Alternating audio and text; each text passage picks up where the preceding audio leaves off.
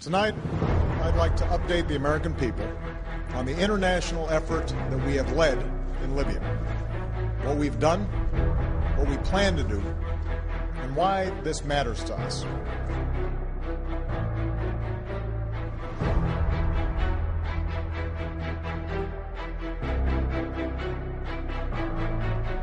Tonight, British forces are in action over Libya.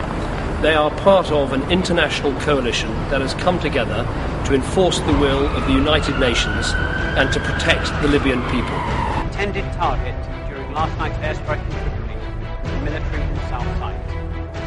However, from our initial assessment of the facts, it appears that one weapon did not strike the intended target due to a weapons system failure. This technical failure may have caused a number of civilian casualties. The leaders of the League of Arab States, the European Union, US and Canadian representatives met in Paris under the joint chairmanship of France and the UN Secretary General. Together,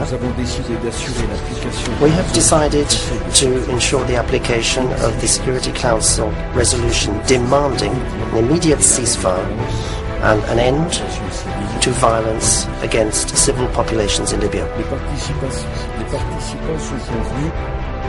Another day has brought more death and destruction to Libya. A large private compound west of the capital Tripoli has been leveled, reduced to rubble in an apparent airstrike. Rescuers have discovered the remains of 15 people, according to Libyan officials. Turning to Libya, where the bodies of Muammar Gaddafi's son and 3 grandchildren reportedly killed in a NATO airstrike have been shown on state television. NATO says they intercepted military communications from the targeted site before launching the attack.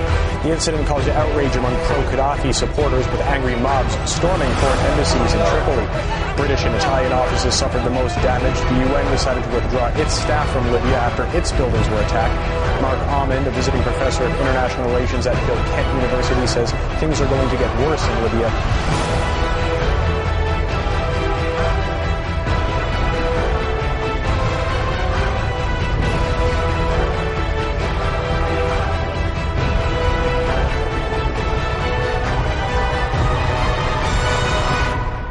Just the same with operations in Libya. I cannot understand it. I don't know what the goal and objective are. No one can clearly tell me who these rebels or who the rebel leaders are, where do they come from, what do they seek to have, what are they going to bring to the table.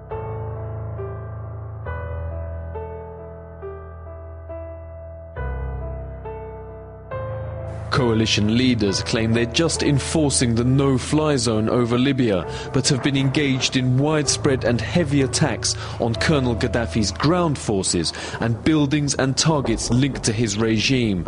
So what are the real motives for France, the UK and US leading the attack on Libya? Some say it's pure vengeance.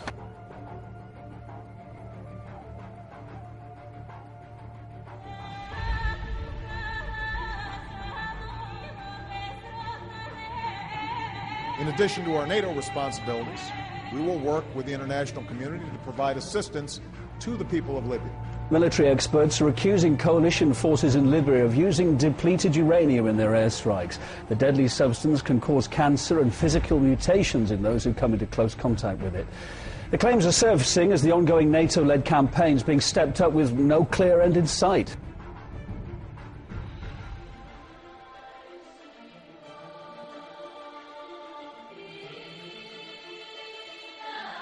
They're certainly settling accounts and taking revenge.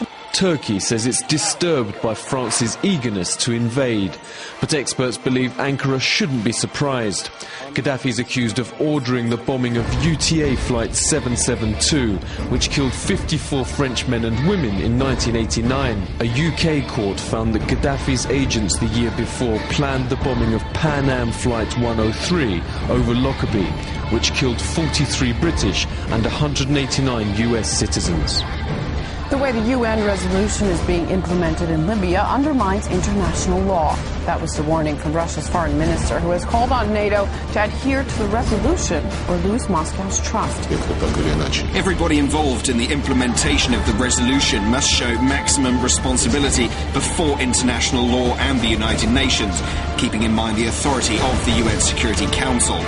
Otherwise, God forbid, next time anything of the sort happens, we will act differently, as no one will take what's being said at face value. Things like creating a no-fly zone. Our 2278 is the first time that we in the Congress are making a statement that we are granting authority to the President to pursue this particular war.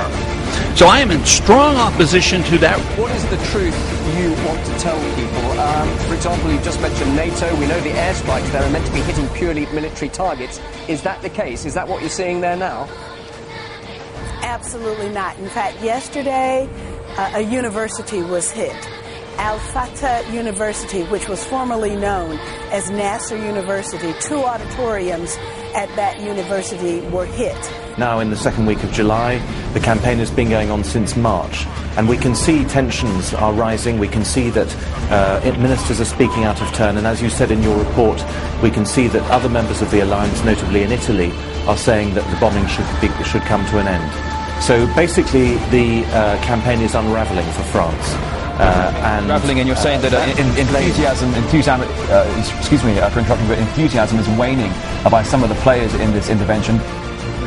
Hands off Libya! Out of Afghanistan! The protests, a couple hundred strong. We want peace! The message, loud and clear. We don't believe that military action is how you bring democracy or peace to places across the globe. This rally that began at the Martin Luther King Community Center in St. Paul marched its way up University Avenue to the Capitol. It was initially organized for March 19th to protest 8 years of military intervention in Iraq and the war in Afghanistan. Now, a new target for these peace activists, Libya. Why shouldn't the U.S. intervene there? Because they're doing it for the wrong reasons. They're there to control Libya. The Libyan people deserve to make their own way in this world, and I don't see how the U.S. getting involved is going to lead to that. The road from the capital Tripoli to Brega is lined with the aftermath of war. Towns abandoned as the population fled the bombardment. This is what's left of the civilian airport in the city of Roslanouf, home to one of the country's key oil refineries. The last plane took off from this runway just hours before it was hit. While NATO insists on it's only hitting the targets of military value, locals say these telecommunications towers some 15 kilometers west of the town of Brega has been destroyed in a NATO attack. The eyewitnesses are saying they've been 2 airstrikes and they've also accidentally burned 2 cars and killed 2 civilians. Since then, there is no TV in this area, and as we can see, phone line has also been disrupted.